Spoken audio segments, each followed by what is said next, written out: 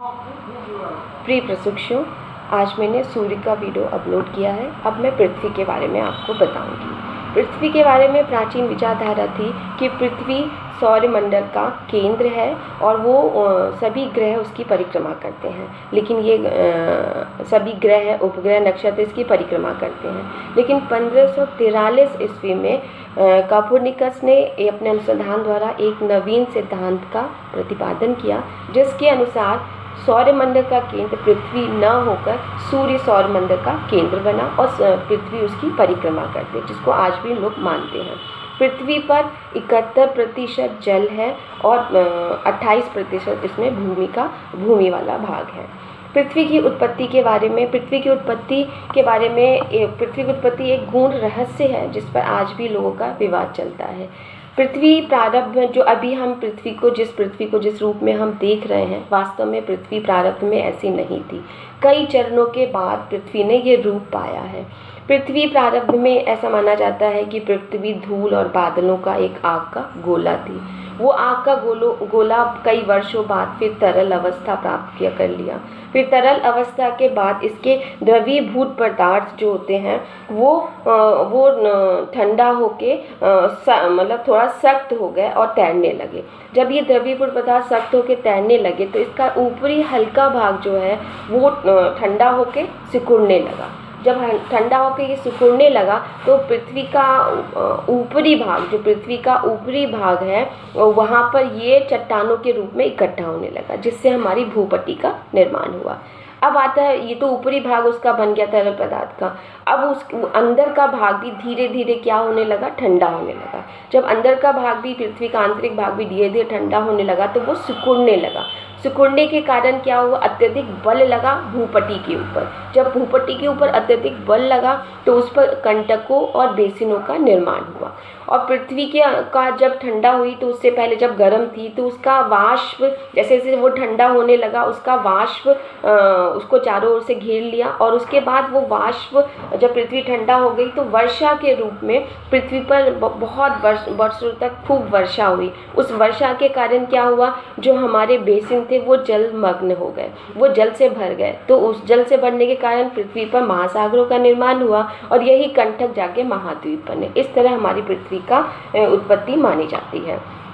अब आता है कि पृथ्वी पर जो भी चीज़ें हैं, जो भी वस्तु है, क्यों पृथ्वी गोल है और उसके ऊपर सब चीज़ें टिकी हुई, इसके कारण इसका चुंबकीय शक्ति यानी गुरुत्वाकर्षण बल का प्रतिपादन या गुरुत्वाकर्षण की खोज न्यूटन ने की थी। और न्यूटन ने ये कहा था कि पृथ्वी किसी भी वस्तु को अपने ओर आकृष्ट करने के लिए, अपने ओर गुरुत्वाकर्षण केंद्र की ओर आकृष्ट करने के लिए जो बल का प्रयोग करती है उसी को हम गुरुत्वाकर्षण बल कहते हैं। इस तरह हमारी पृथ्वी के ऊपर कोई भी वस्तु अंतरिक्ष में उड़ती हुई नहीं नजर आती है, वो इसके ऊपर सारी वस्तु इसके ऊपर टिकी हुई रहती है।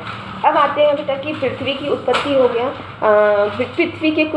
पृथ्वी जो है सौरमंडल में हमारे 8 ग्रह हैं, जिसमें पृथ्वी अगर सूर्य से दूरी के हिसाब से देखें, क्रम से देखें तो पृथ्वी हमारा तीसरा ग्रह है। लेकिन अगर सौरमंडल में आकार की दृष्टि में देखें तो पृथ्वी का 5वां स्थान है। सबसे बड़ा ग्रह 5वें स्थान पर पृथ्वी को माना जाता है। पृथ्वी की आयु माना जाता है 4600 करोड़ वर्ष हो चुकी है। जल की मात्रा अधिक होने के कारण ये अंतरिक्ष से नीले रंग की दिखाई देती है, इसलिए इसको हम पृथ्वी को नीला ग्रह कहते हैं। पृथ्वी का परिधि जो है, जो उसका भूमध्य रेखा है, जो काल्पनिक है, जिसको हम जिस रेखा के माध्यम से हम पृथ्वी को 2 भागों में बांटते हैं, उत्तरी गोलार्ध और दक्षिणी गोलार्ध। यही भूमध्य रेखीय जो इसकी परिधि है 40,000 किलोमीटर है। और अगर इसका व्यास देखें तो इसका भूमध्य रेखीय व्यास है 12,574 किलोमीटर है। अब देखते हैं इसके साथ साथ पृथ्वी का जो पृष्ठ भाग है, जो बाहरी संपूर्ण पृष्ठ भाग है, वो 51 करोड़ वर्ग किलोमीटर है। और इसका जल का क्षेत्र जो है लगभग, क्योंकि जल का क्षेत्र तो घटता बढ़ता रहता है, जल का क्षेत्र लगभग माना जाता है कि 39 करोड़ वर्ग किलोमीटर ये जल का क्षेत्र माना जा रहा है। इस तरह बेटा हमने पृथ्वी के बारे में अध्ययन किया। पृथ्वी के साथ साथ पृथ्वी की सूर्य से दूरी 15 करोड़ किलोमीटर मानी जाती है कि पृथ्वी सूर्य से 15 करोड़ किलोमीटर दूर स्थित है। इस तरह हमने पृथ्वी के बारे में आपको संक्षिप्त जानकारी दी, और इसका जो बाहरी आवरण है वो स्थलमंडल है, वायुमंडल है, या पृथ्वी के अंदर के जो आंतरिक भाग है, इसको हम अगले वीडियो में बेटा अगले टॉपिक में पढ़ेंगे और इसके बारे में विस्तृत जानकारी लेंगे। अब आता है पृथ्वी का हमारे जीवन में क्या प्रभाव है। पृथ्वी का हमारे जीवन में वही प्रभाव है क्योंकि पृथ्वी ही 8 ग्रहों में से एक ऐसा ग्रह है जहाँ पर जीवन संभव है, क्योंकि यहाँ पर जीवन से संबंधित अनुकूल दशाएं सारी पृथ्वी पर पाई जाती हैं।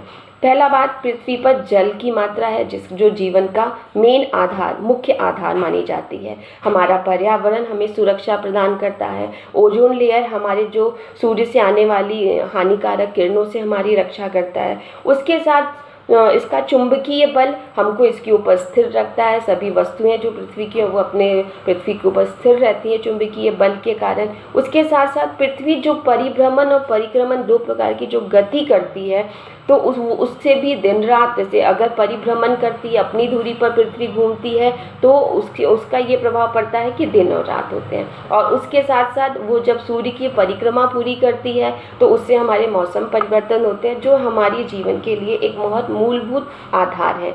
अतः पृथ्वी ही एकमात्र ऐसा ग्रह, अभी तक पता लगा है कि पृथ्वी ही एकमात्र ऐसा ग्रह है जहाँ जीवन संभव है, क्योंकि सारी परिस्थितियाँ अनुकूल है जीवन से संबंधित।